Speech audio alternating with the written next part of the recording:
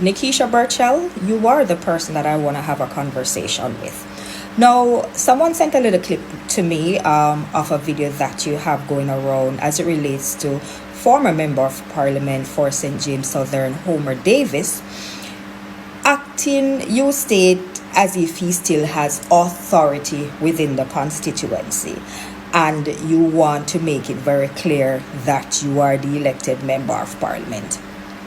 One of the things that I want to remind you of is that 6,284 electoral voters also rejected you within that same constituency.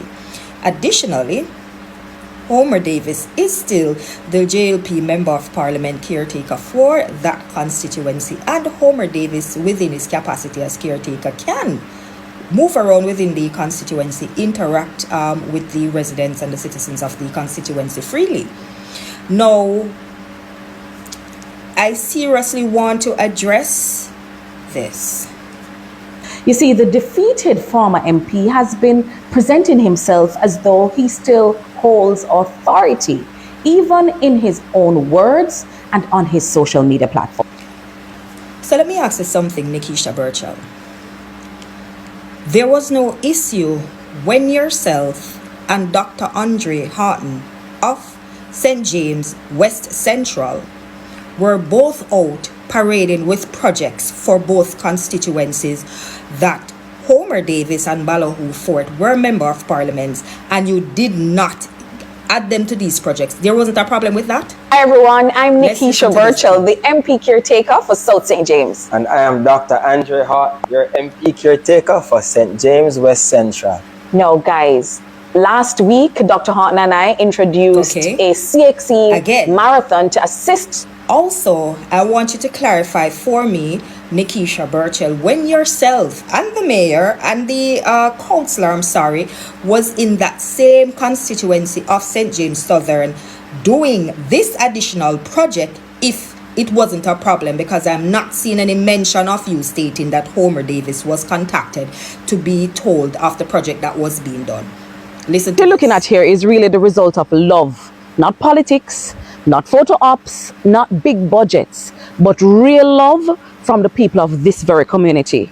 About a month ago, we put our hands and our hearts together, the community members, the local businesses, the church, and myself, along with Councillor So Sweet. it is okay for you to do it to Homer Davis. No consultation, no involvement.